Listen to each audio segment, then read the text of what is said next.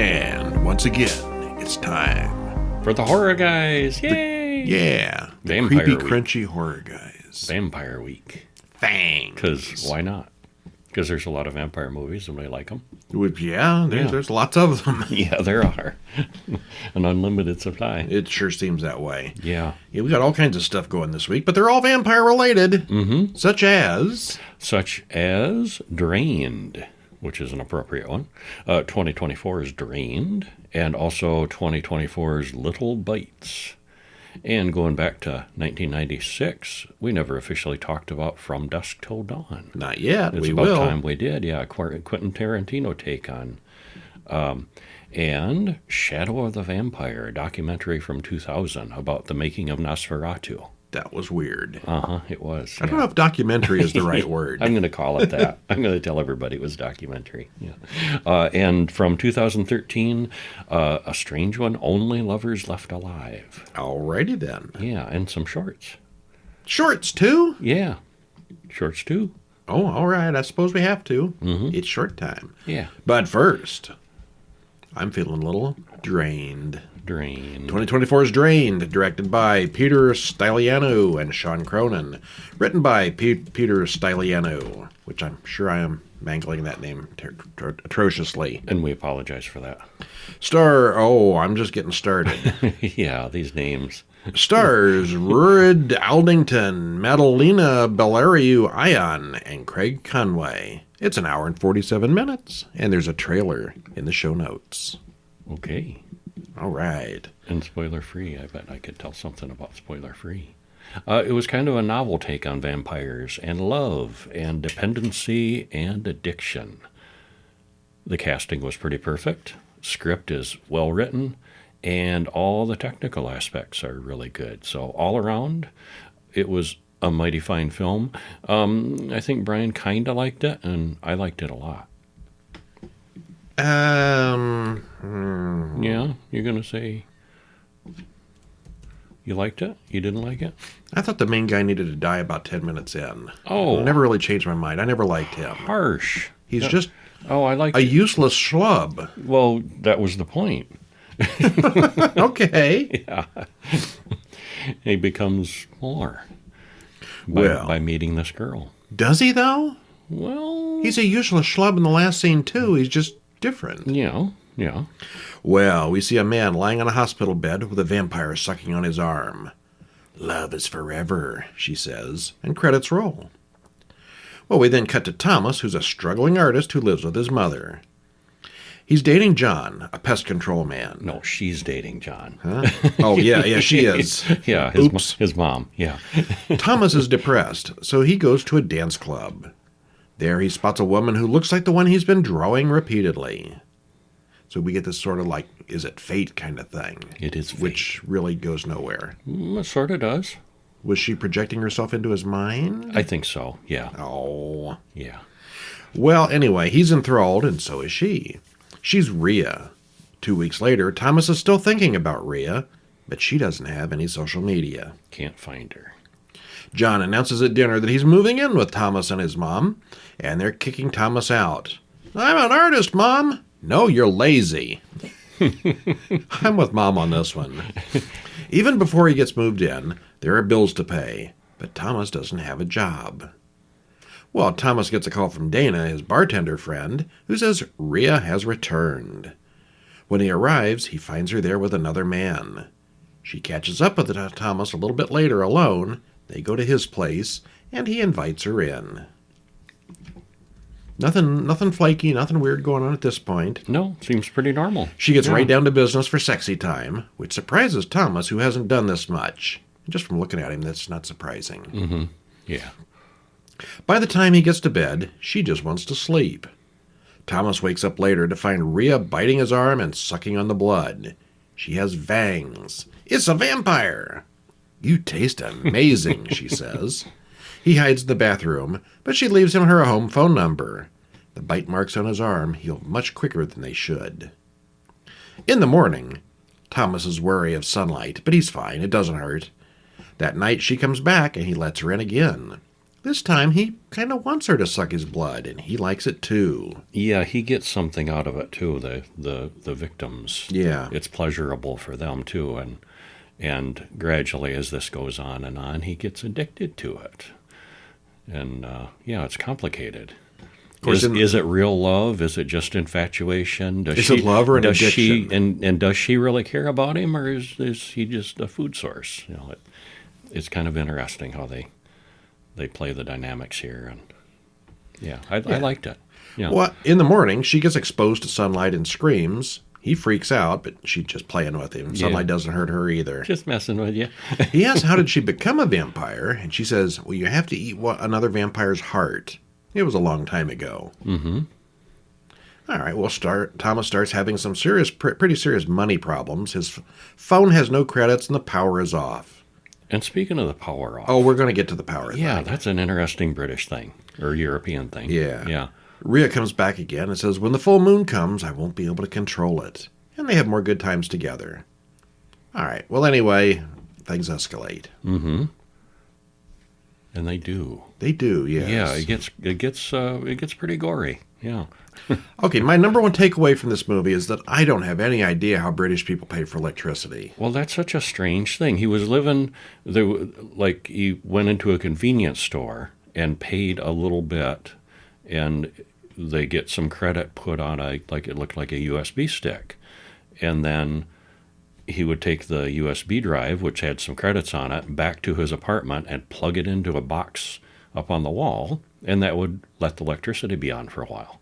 I'm not saying our way is better. Our way is a whole lot simpler. It wasn't an electric bill. It was like a pay-as-you-use-it kind of thing. Pay-as-you-go electric. Yeah. Interesting. Huh. Yeah. Yeah. Oh, and there's vampires in this, too. And there are vampires, yeah. But that was the most fascinating thing to us. Yeah, I thought so. Yeah. Well, like I said earlier, Thomas is useless and pretty unlikable, and Rhea isn't much better. The situation is interesting, and we were mostly following along just to figure out what the rules of these vampires are. We already said sunlight doesn't bother them. Yeah, I thought it was a bit slow at times, but overall, I liked it more than disliked it. I give it a 5 out of 10. Okay. It's very middle of the road. I'd give it more of a 7 out of 10, maybe 9. Right. Yeah, liked it. You just like starving artists. Mm-hmm. Yeah. Or lazy, whatever. Well, I like how it explored the idea how much is love and how much is enthrallment, hypnotic powers. And yeah, I liked it. Okay. Yeah. A different kind of vampire. 2024 is Little Bites. Didn't like this one as well. This was my least favorite of the week, I would say. I liked this a lot until the ending, and then I think the ending kind of killed it for me. Yeah, very much so. Written and directed by Spider-One. What? One of these days, I'm going to get reincarnated. I'm going to go with the name Spider-One. Spider-One. Stars Kersey Fox, John Sklarov, and Elizabeth Phoenix Caro.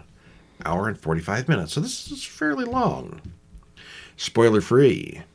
How far would or should a mother go to protect her child is one of the questions here. There are some other questions, too, and we don't get answers for a lot of them. Mm-hmm. Some things seem pretty clear when there's a monster in the closet that feeds on blood. It's well made and moves well. We didn't understand or appreciate the ending, so we kind of have mixed feelings about it. Mm-hmm. You thought the same thing I did about the ending. Yeah. And I mean, it's clearly an allegory for, abuse or allegory something. And stuff. And yeah, the allegory kind of went over my head. Yeah, mine too. Yeah. We're not abused women, though, so who knows? I like, where you can take it literally, but I think there was a lot of allegory going on here. Yeah. But there is a monster. There very much is. Does seem to be, yeah. Well, give us a taste. What happens? Just a little bite. A little bite. Well, Mindy, a woman appearing depressed, sits alone and looks upset when a bell rings. She opens the door to a closet, storeroom kind of thing, and something frightening says, "I'm hungry." Can you do a leg, she asks. I much prefer the arm, he replies. And he insists on her arm, even though it's pretty infected and chewed up already. And now feed me, he says. So she removes her robe, revealing that she's covered in scars. The creature's been feeding on her for a while. And the creature leaps and bites her as the credits roll. Okay, so right from the get-go, we know she's got a vampire in the basement that feeds on her. Mm-hmm. Yep. Yeah. Why? Yeah. Well, Mindy gets a call from her daughter, Alice. She wants to come home again, but Mindy knows that won't be a good idea. Yeah. Mindy's mother is bitter and angry, and that she's not taking care of her own daughter. She thinks Mindy's on drugs and gives her a big lecture. Well, Mindy clearly isn't living her best life here. Yeah. Well, just as she gets to sleep, the bell rings again. Creature is hungry. At the store, Mindy runs into Gail, one of her friends, who says, "You look terrible." Thanks. Yeah, she looks kind of drained, yeah. Gail clearly sees that something is wrong, but Mindy is evasive and deceptive. And at home, Mindy continues to feed the creature. They talk, and he is not supportive of her independence or anything. He is the boss, and he makes that clear, yeah. Yeah, we're not quite sure why, because he seems very weak, just sort of hiding out on the corner all the time. He seems kind of fragile. Yeah. But and yet she puts up with it. Oh, yeah, he's the boss. There's no doubt who's the boss here. Yeah, well, and he is very manipulative, but yeah, if she stood up, I don't know. Yeah. Well, we see more to it later. We do see more to it, and some explanation, yeah. Well, Sonia with Child Protective Services comes to the door to check on Alice. She's gotten a call about Alice's welfare. Soon, Sonia threatens police action and warrants if Mindy won't let her in to look around, and Alice isn't even there. So she wants to meet Alice when she comes home. And the bell rings. Sonia wonders, what is that? He goes to investigate. And there's a bad smell, but nothing bad happens. And here we were thinking, yeah, monster's going to get her. But no. Sonia says she'll come back on Tuesday, and she expects to see Alice then. And Agyar, the monster, he has a name, wants Mindy to give Alice to him. It's clear who's really in charge there. She wants him to find someone else to eat, and she offers to go get somebody. Well, he sings her a song. He's weird. He's very weird, yeah. He's creepy, yeah. Well, Mindy picks up a guy at the bus stop. He's kind of a desperate, nerdy guy, and he seems a little afraid of her, but she's flirty and lures him back to her place, and, well, let's just say it doesn't go smoothly. Yeah, that's a good place to stop. Yeah, her intent is to feed him to Agyar. It's not that simple. It is very funny, though. It is darkly funny, yeah. All right, well, the movie itself is slow-moving and moody, showing us how bleak Mindy's life is. Yeah. The big mystery is how she got stuck caring for a vampire in her closet. Agyar is cruel and sadistic, but also seems kind of weak and helpless until he's not. Mm-hmm. He's got all sorts of weird powers beyond the usual vampire stuff. What is he exactly? Nobody ever says vampire. But I think as we do learn more about him and stuff, I don't think he really is weak and helpless. No, very much yeah, not. He's got powers, and he is the boss. Yeah. Well, the creature design for Agyar is really good. We mostly only see him in the dark and just glimpses here and there, but what we see is pretty cool. Mm-hmm. And he looks a lot more like Nosferatu than the guy in Bill Hader's movie did. Yeah, he did. Yeah. It features a fun cast of horror women, including Heather Langenkamp from Nightmare on Elm Street, Bonnie Aarons from The Nun, and probably some other things. Was she in any of those Conjuring movies? I think so. Wherever The Nun came from, I don't remember. Yeah. And Barbara Crampton, who's been in, like, everything. We wondered until the very end whether or not Agyar was even real or just Mindy's insanity manifesting. But other people do see him. Yes. Yeah, toward the end we see that, yeah, he's real. Yeah. Which kind of kills the allegory idea. Yeah. But anyway, we had many questions. We get zero explanations for any of it, and the ending twists everything around, but we still don't know why. It was doing really well until the weird ending, and then neither of us understood it. I was fully on board until the ending. This would have been my favorite of the week if it had a different ending. Mm-hmm. Otherwise, it's just sort of, yeah, okay, whatever. Yeah, he's ridiculously powerful, except maybe he's not. Except when he's not, yeah. Yeah, the ending bugs me more the more I think about it. I even noted that here. Yeah. And of course, with all these, if you don't want to watch it and you do want to know what the ending is, you can stop in over at horrorguys.com and read the full synopsis on all these movies. Spoilers at the ending included. It's got the whole play-by-play on there. You can get that at horrorguys.com, or if you want them delivered to your email box once a week, you can go to horror weekly.com. And it's got all the full synopses on there, which we don't spoil on the podcast. So, what's our next movie? From Dusk Till Dawn. Ooh. 1996's. We haven't watched this before, huh? Not officially. Not on here. No. I don't think I saw it when it came out. I saw it later. This was at least my second viewing. I think it was maybe just second viewing. I caught it on a DVD at one point. I have not seen this in the theater. Yeah. And it's not directed by Quentin Tarantino, but he co-wrote it, and he's one of the main characters in it. Yeah, directed by Robert Rodriguez. Written by Robert Kurtzman and Quentin Tarantino. Stars Harvey Keitel, George Clooney, and Juliette Lewis. Hour and 48 minutes. And there's a trailer in the usual place. Spoiler-free. Spoiler-free, the first chunk of this is a crime spree movie. More than I remembered. Yeah. It's a long time before the monster stuff starts. Quite a while, yeah. And then suddenly, vampires! Shocker. Yeah. It's very well put together, often offbeat and over the top. And it was, our second viewing. We still liked it a lot. If you want a fun movie, a lot of action and campiness and silliness, but also a good body count and gore. And yeah. Check this one out. A lot of monster movies, they just fart around with the family drama and the getting around the daily stuff. And it's all just a waste of time until the monster shows up. This one, they spent almost an hour on the crime business. Mm-hmm. And they took a lot of time, and it's very well done. All these characters are very realistic, and it's all very normal until it's not all of a sudden. Until it's suddenly not. And it goes crazy quick. Yeah. Well, a Texas Ranger stops in at the local liquor store in the desert. He complains about the weather to the clerk. And the Ranger's, he's had a bad morning. He goes on and on about how he doesn't like potato head mongoloids. It's not It's not a politically correct movie. Yeah. And there was also a bank robbery in Abilene where 4 people were killed. The robbers might be heading this way toward the border. They might be. Kind of looking forward to that. Mm-hmm. Then the Ranger goes to the restroom, and we see that the 2 robbers and their hostages are right there in the store. Well, they got lucky he didn't see them. Yeah. Seth Gecko seems normal enough, but Richard Gecko seems like a psychopath. This is obvious when he lies to the clerks about signaling the cop.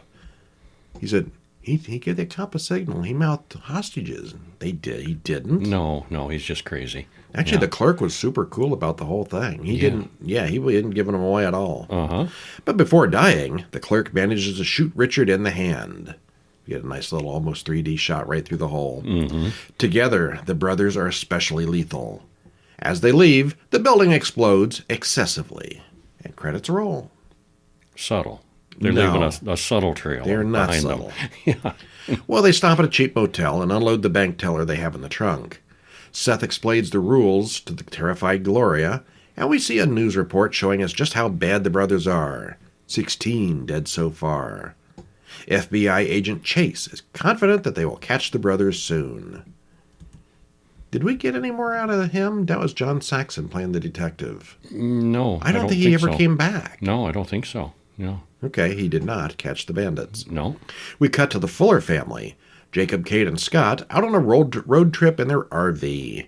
Jacob's a pastor, but he recently lost his wife and his faith, so he's quit his job. Harvey Keitel. Yeah, and he wants to sleep in a real bed, so they take their RV to the motel. They almost run over Seth in the parking lot. Who does that? Yeah, who does that? You got a nice RV. Why would you park it on? Why would you go for a motel, especially a crappy motel like that? Mm-hmm. Well, they got a bed. Because they got a real bed. Yeah, he's like, he wants a real bed. Well, we cut back to the brothers as Seth returns with food to find that Richards has raped and killed Gloria.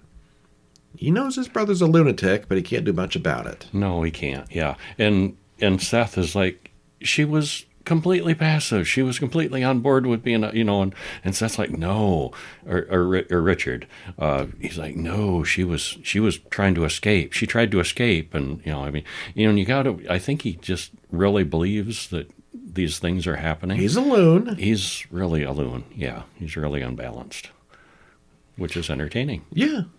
Richard knocks on Jacob's door. He and Seth come in and hold Jacob, Kate, and Scott at gunpoint. Richie immediately becomes obsessed with Kate, who's like 16 or so here. Everyone loads into the RV and heads down the road. They encounter a roadblock, but Jacob and Scott play along to stay safe. They pull it off and cross the border into Mexico. Well, they drive for the rest of the evening and stop at a strip bar. It's not a subtle place. Open dusk till dawn, with bikers all over the place. And lots of neon. The guys beat up the doorman and go inside. You know, he'd have let them in. Why'd they beat up the doorman? Because they're badasses. Because they're badasses, I guess, yeah. But it seemed unnecessary if they're trying to be discreet. Yeah, they're not being discreet. They're not being discreet, no. Well, it's a stripper bar with lots of naked women, and Jacob and his young family are not the usual clientele. Seth and Richard, on the other hand, love the place. The bartender says it's a private bar, and that the brothers need to leave. Once again, Jacob helps out. He's a trucker. He's allowed. Yep. He fits in. All right, as the group drinks, we get a look at the other various patrons of the bar. They've got some interesting names. You got Razor Charlie, Frost, and Sex Machine. And you see very quickly where Sex Machine got his name from. Why he's called Sex Machine, yep. Uh-huh. And soon it's time for the big dance number, starring Santanico Pandemonium. All right, and she comes out and does her dance, and we'll just stop there. Okay. Dances with Sounds a snake. like a very typical crime drama. Mm-hmm. Until. Yeah, things happen. Yeah. Okay, well, this was a regular old crime thriller for the first hour, with no real weirdness at all, except for the two murderous brothers. Not long after getting to the strip club, we learn that there's a whole lot more going on. It's got lots of familiar faces, including some nobodies who became much bigger stars later. This was actually early in George Clooney's career, too. He had quit. We were just talking, quit ER. Yeah, he'd gotten big on ER, but this is one of his movies. first real movies. Mm-hmm. Yeah. Yeah. An odd choice, but I guess it worked for him. It worked for him, yeah. Everything inside the club is so ridiculously over the top that it's hard to take too seriously. Almost cartoonish. Yes, I'm just going to say that, yeah. It's just crazy weird. Yeah. But that doesn't keep it from being fun. That's kind of what makes the movie. Uh-huh. It is just so straightforward up to that point, and then it just gets crazy. Mm-hmm. The creature effects are excellent, and the hero vampires are all interesting and fun to watch. There's some guys that stand out more than others. The acting here is all top-notch, especially for a horror film. And somehow, Cheech Marin got to play 3 roles. Yeah, he did. But there's no explanation for that. What's? Well, he just shows up again, and we're like, isn't that Cheech Marin again? Yeah, it was. Danny Trejo, Fred Williamson, and Tom Savini play patrons and vampires, and those guys are always fun to watch. It was successful enough that it spawned 2 film sequels and a TV series. Not seen the TV series. I don't know about the sequels. I haven't seen any other. I may have seen one of the sequels. I don't remember. Yeah. We're going to have to watch them eventually and do it. I think I enjoyed it even more this second time around. Yeah. I mean, it's a fun, and I guess you could call it a classic at this point. It's 30 years old. Has held up well, yeah. We were watching something earlier this morning from 75 or thereabouts, and Kevin's like, these people are all dead, and it's in color. Yeah, we're reaching that point in history. We're old. It's not, you used to be able to, when I was much younger, be able to watch old movies from the, the old silent the 20s and the 30s and the 40s. 20s and the 30s, and think, wow, all these people are like, if they're alive, they're ancient. And, today it was a movie from 76, and we're thinking... It's color, it's got sound. And these people would be 50-ish years older, if they're still alive. Wow. 2000, Shadow of the Vampire. Directed by E. Elias Merhige, I don't know. Written by Stephen Katz. Stars John Malkovich, Willem Dafoe, and Udo Kier. What a trifecta of weirdos. Yeah. Hour and 32 minutes, trailer in the show notes. The casting here. You've got a weird bunch of people going when Udo Kier plays the voice of reason. Mm-hmm. Yeah. Yeah. Spoiler free, there was a real silent film called Nosferatu, made in the 1920s. You may have heard of it. Mm-hmm. And this movie portrays many of the real people involved with the process.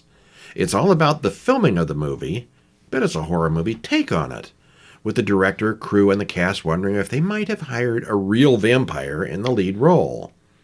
It's offbeat and entertaining, with quite a bit of dark humor to it. We thought it was really good. Yeah. This was my second viewing of this one, too. Yeah. This whole thing is he a real vampire or isn't he, throughout the entire thing? And we do get an answer at the end. Yeah. The answer here is different than, of course, the answer in real life. This is not a documentary. Yeah. Max Schreck, the actor who played Nosferatu in 1922, went on to play many other roles. Yeah, he's got like 50 Nosferatu. credits. Yeah, he did a lot of things other than Nosferatu. Yeah, so he didn't really vanish after Nosferatu was done. But apparently, after the movie came out, there was a legend that he was a real vampire. And in real life, people said this. Well, and he was known for being eccentric and a character actor who would really dive into a role and fully immerse himself in a role and quirky to work with. So, these some of this is based on real stuff. So the Hollywood legend says that Max Schreck was a real vampire in the movie. This movie heard about that and made a movie about went that. With it, yeah. Or what happens? Well, after the credits, we see that it's Berlin in 1921. Frederick Marnow was denied the rights to the film Dracula, from the book, and so he just changes a few names and makes it anyway. Yeah, it's just a pirate Dracula. Which is fan fiction. Which is basically what happened. Oh, yes. And the Dracula people tried to shut down Nosferatu completely and have it all destroyed. And it was almost a lost film. But for many, many years. Some copies survived, and here we have it, yeah. Well, we watch as Murnau directs some actors in the silent film. The star, Greta, complains that films are stupid and she'd rather be in the theater. This was 1922. They were black and white. They were silent. They were usually short, and most of them weren't that good. And it was the early days of movies. Uh-huh. Yeah. Elbin, the producer, wants to know who Murnau has cast as the vampire for the film, but Murnau says nothing. It's a secret. You'll find out when we get there. Yep. Well, they're packing up to move the production to Czechoslovakia, since they can't film in Transylvania. And they hear about the actor Max Schreck, who has been living there for weeks, getting into the role. He absorbs himself in the character, and they're told that he will only appear to them at night in full makeup, and he will always be in character. Okay, so this is kind of weird. Well, the crew arrives at location, and Murnau is very tight-lipped about everything. Night falls. Someone drops off a weasel in a cage, which is promptly eaten by Schreck. I bet Christian Bale or some of these other method actors have not done that. Eaten a live weasel? Yeah. Filming begins, and there's a bit of trouble from some of the locals. They shoot the scene where Gustav, playing the main character, meets Count Orlok for the first time. And this is the first we see of him as well. And Gustav is legitimately terrified. He's a weird-looking guy. Oh, and it's creepy, yeah. Well, not long after the scene is finished, they find one of the cameramen, Wolf, passed out in the hallway. Orlok watches in amusement. One of the locals sees Wolf, crosses herself, and says, "Nosferatu," much to the director's amusement. Well, the next evening, time for more filming, and Schreck does show up, growling and monstrous. He wants some more makeup, but Murnau refuses, and the scene goes well. Strangely, but it goes well. And later the men talk about Schreck's weird method acting. Well, next day, the power goes off, and Schreck actually bites Wolf. He's a very method actor. Yeah. Well, some of the men want to wrap up the production, and they've had enough. They want to just bail on the film. Well, after the film crew leaves, Schreck plays with the projector and watches the sun rise on the film. And Murnau yells at Schreck, telling him, "You agreed to not hurt my people." That doesn't go so well for everybody. Yeah. Yeah. That's probably a good place. Is he or isn't he? Is he or isn't Yeah. he? Yeah. Obviously, this is based on the black and white silent 1922 version of Nosferatu, but it's no documentary. The whole gimmick here is whether or not Schreck really is a vampire or not. Max Schreck was said to be really weird in real life, so it's not a huge stretch. We like how the film crew all wears lab coats and those goggly things, as if this was some kind of science. It's the science of film. Well, back in those days, chemicals and there stuff, were a lot yes. of chemicals and stuff. Plus, as far as the eye protection, with the old black and white film, you had to have really intense bright light to get the film to pick up right. All right. So they were, working for hours and hours under really bright lights. So, At first, we thought Murnau was being strange for talking to the actors through the scene as it films. He's saying, "Okay, now step up a little bit closer, lean in a little bit closer, open your eyes wide," and you're like, They're recording. Shut up. It's But a it's a silent silent film. film. It doesn't matter. You can literally direct them as they're acting it. Why not? Yeah. Yeah. And, of course, Willem Dafoe here is Max Schreck, and he uses very subtle prosthetics here. He does, yeah. Orlok is mostly just him. Willem Dafoe is not a pretty man. Yeah, he's got, like, rodent teeth, and I think in some scenes he's wearing prosthetic ears. And he's got claws. Yeah. But other than that, it's a lot of just Willem Dafoe. Yeah. He's the highlight of the film, and he steals every scene that he's in. Very, very weird. Yeah, weird and good. Yeah, if you haven't seen it, I would recommend this one highly. All right. Then one we have both seen before. Right. I think we saw this like a week or two before we started the Horror Guys, so we weren't in any hurry to get back to this one. But it's time. And I enjoyed it way more the second viewing. Yeah, so did I. I thought it was kind of boring the first time. This now time, I knew that there was not going to be a lot of action and knew what to expect, and it was much better. I was much more entertained, yeah. 2013's Only Lovers Left Alive, directed by Jim Jarmusch, written by Jim Jarmusch and Marion Basset. Stars Tilda Swinton, Tom Hiddleston, Mia Wasikowska. Oh my. Anton Yelchin. Anton Yelchin and Jeffrey Wright and John Hurt. It's got quite a cast. Yeah, it does. Yeah, so it's got quite a cast, and it is 2 hours and 3 minutes, so it's also the longest thing we watched this week. Spoiler free. Spoiler free? Well, if you wonder what the life of old vampires might be like, this is your chance. It's very low on action. In fact, there's some mention where there was a little bit of action. They filmed some scenes of action, and then the director said, you need more action, and so the director got mad and cut it out. The producer, yeah. So then the director said, okay, you don't get to have any action. But we found that to be a feature, not a bug.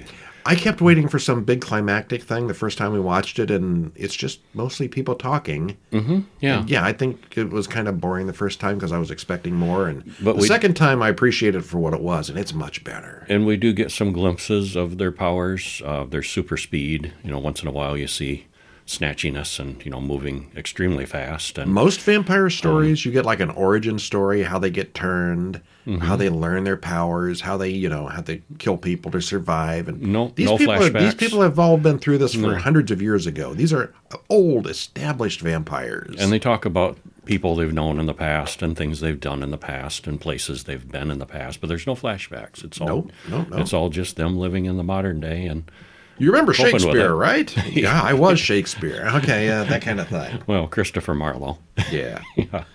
So, this is basically what it would be like for something immortal and old to live in the modern world. Mm-hmm. All right, well, Eve sits in her cluttered room and listens to 1960s music. Elsewhere, so does Adam. And for a while, I was thinking this probably took place in the 60s or something like that, but he's got all modern equipment at home. Mm-hmm. Yeah, they're just kind of stuck in the past, which makes sense. Yeah, and you see in the way they live and her place, too, is a clutter of, her favorite books and things, music and, art and things from history, and it's a mishmash of all her favorite things, basically. Later, Adam has another musician friend over to his apartment, and Adam collects antique guitars. The other man is Ian, who buys things for Adam. Adam mentions seeing an old-time musician playing, but then corrects himself by saying, oh yeah, on YouTube. Yeah. I don't remember who it was, but it was probably somebody who's been dead for 50 years. It was, Adam had literally seen him in concert. Oh, I meant on YouTube. Yeah. Adam really wants to make music, but he's super reclusive, which complicates things. He tells Ian he wants a bullet made of wood, and he has some very specific requirements. It's for a project, he says. Clearly, Adam is hiding things from Ian. And it seems pretty clear at this point that he's suicidal, he's contemplating suicide, yeah. Eve walks through a Middle Eastern town and stops in at a cafe. She greets Bilal, who works there. She asks how he is, and Bilal talks about keeping his secrets, as hers as well. Well, old man Christopher Marlowe comes in, although he doesn't want the name said aloud. He was a famous author 400 years ago, and he's very, very old. She jokes about causing chaos by going public with their secret, and he gives her a bag containing bottled blood. The good stuff from his favorite French doctor. Mm-hmm.